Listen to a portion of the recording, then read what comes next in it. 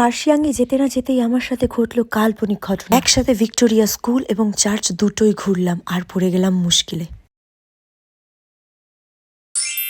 আমার মন বসে না শহরে, ইট পাথরের নগরে, তাই তো আইলাম পাহাড়ে, তাই তো আইলাম পাহাড়ে।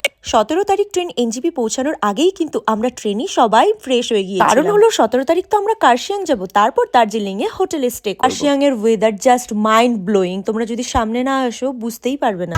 আসলে একমাত্র তোমরা ফিল করতে পারবে যে জায়গাটা কতটা মজা। আমার সব থেকে ভালো লেগেছে গাড়িতে সবাই মিলে মজা করতে করতে সুন্দর আবহাওয়া উপভোগ করছিলাম। এই ব্যাপারটা কিরকম যেন কার্শিয়াং এ যেতে যেতেই আমরা হনুমান টপে দাঁড়িয়ে পড়লাম। আবহাওয়াটা চারপাশের উপভোগ করছো?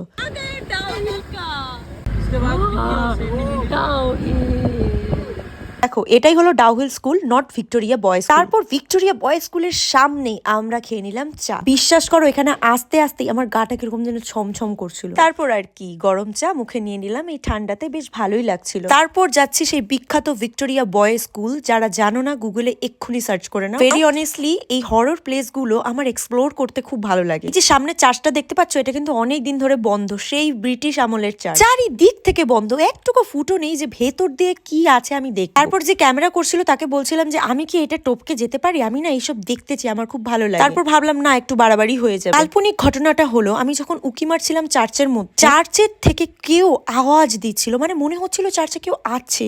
আর এটা আমি যখন সবাইকে বললাম, সবাই না বিশ্বাস করছিল না। ভিক্টোরিয়া বয়েজ স্কুল 3টের পর কিন্তু সেই স্কুল চালু থাকে না, সেখানে অনেক গার্ড থাকে। আর দুটো গার্ডের মধ্যে একটা গার্ড যখন এই চার্চ সম্পর্কে কিছু বলছিল, তখন অপর গার্ডটা সেই গার্ডটাকে থামিয়ে দিল, মানে বলতেই দিল না। আর আমি না ক্যামেরা করছিলাম বিকজ আমাদের টিমে এর আগেও একজন এখানে গিয়েছিল আর ক্যামেরা বন্দি কিছু হয়েছিল। সেই জন্য আমি না ক্যামেরা করছিলাম যে আমার ক্যামেরার মধ্যে যদি কিছু ধরা পড়ে। তোমরা কি স্পিরিটে বিশ্বাস করো? অবশ্যই কমেন্টে জানিও। আমি কিন্তু বিশ্বাস করি, জানি না তোমরা করো।